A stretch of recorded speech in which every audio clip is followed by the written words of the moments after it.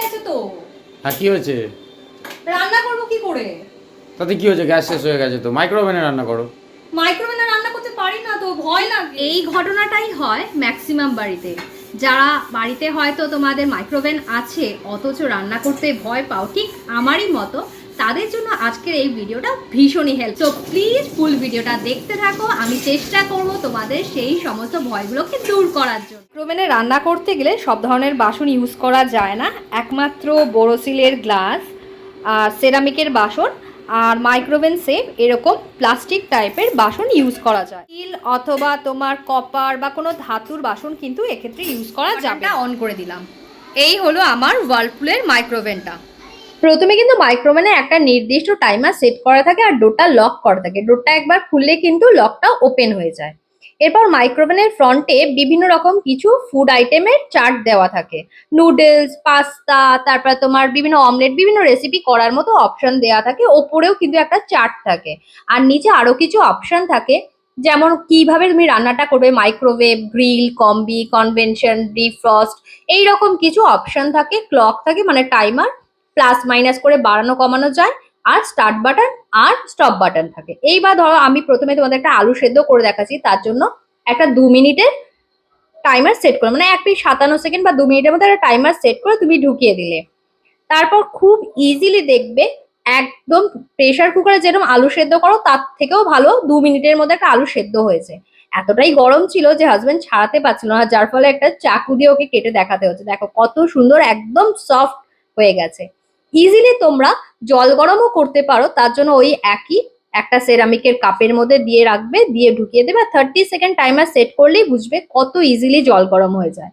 এর মধ্যে আমি তোমাদের একটা পাঁপড় শাঁখা করে দেখাচ্ছি, তার জন্য 1 থেকে 1.5 মিনিটের বেশি টাইমার সেট করার প্রয়োজন নেই। পাঁপড়টাকে ঢুকিয়ে দিলে একটু এপিট ওপিট একটু সেঁকে নিলেই দেখো কত সুন্দর তৈরি হচ্ছে। তবে ডিম সেদ্ধ করতে গেলে কিন্তু ডিম দিয়ে বাটি ভর্তি জল দিয়ে একটু নুন দিয়ে মোটামুটি 10-15 মিনিট টাইমার সেট করে নিলেই হয়ে যাবে। গাইস, পাঁপড়টা কিন্তু দারুণ হয়েছে, আর শুনেই বুঝতে পারছো, তাও তেল ছাড়া অ্যান্ড হেলদি। সব থেকে বড় বিষয় হচ্ছে হেলদি। আমরা এখনকার দিনে কেউ তেল জাতীয় খাবার সবাই অ্যাভয়েড।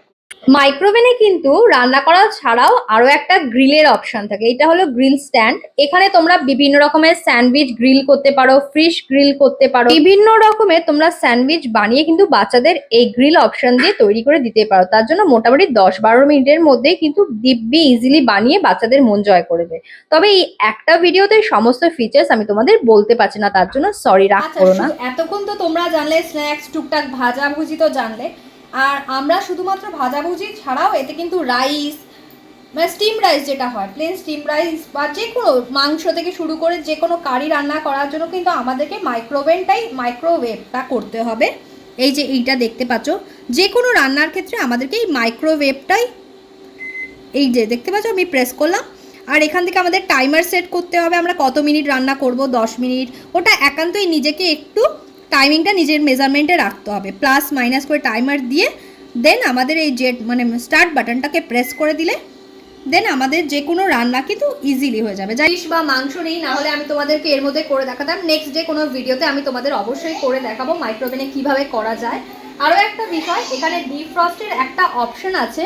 এটা হচ্ছে ধরো মাছ বা মাংস তুমি ডিপ ফ্রিজারে রেখেছো, এবার ডিপ ফ্রিজারে রাখার ফলে কি হয়, একদম শক্ত হয়ে যায়, আমাদের অফিস বেরোতে হবে, হাজব্যান্ডের কাজে বেরোতে হবে।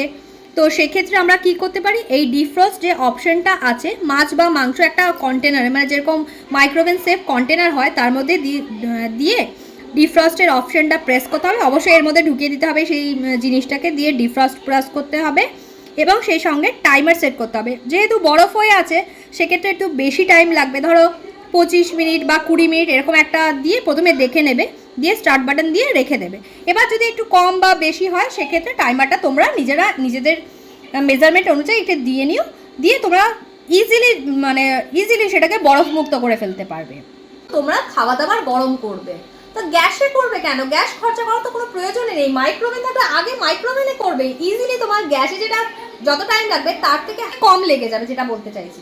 মাইক্রোওয়েভটা টিপবে আর যে খাবারটা আছে সেই খাবারটা ভেতরে মেশিনের ভেতর ঢুকিয়ে দেবে, দিয়ে আর কোনো টাইমার সেট করার দরকার নেই, স্টার্ট বাটন প্রেস করে দেবে আর ছেড়ে দেবে, ব্যাস আর কিছুই না, খাবার গরম হয়ে যাবে, বের করবে, থালায় গরম গরম বের করবে, হাজবেন্ড ওয়াইফ বাড়ির সবাই মিলে খেয়ে দে একদম জমিয়ে গ্যাস ছাড়া মাইক্রোওভেনে রান্না করা, গরম করা সমস্ত কিছু তোমরা করে ফেলতে পারো। আর ভয় ছাড়া ছোট্ট একটা রান্নার একটা টিপস দিলাম সহজে, মানে আমার একটা বিশাল ভয় ছিল, আমি আমার ভয় কাটিয়ে ফেলেছি, তাই আমার মতো তোমাদেরও ভয় কাটানোর চেষ্টা করছি, তোমরা সহজে রান্না করো। আর আজকে আমার ভিডিও যদি তোমাদের ভালো লেগে থাকে অবশ্যই কিন্তু লাইক শেয়ার সাবস্ক্রাইব করবে। টাটা বাই বাই, আবারও নেক্সট ভিডিওতে আবারও কিছু নিয়ে চলে আসবো। আজকের জন্য সবাই ভালো থেকো, সুস্থ থেকো।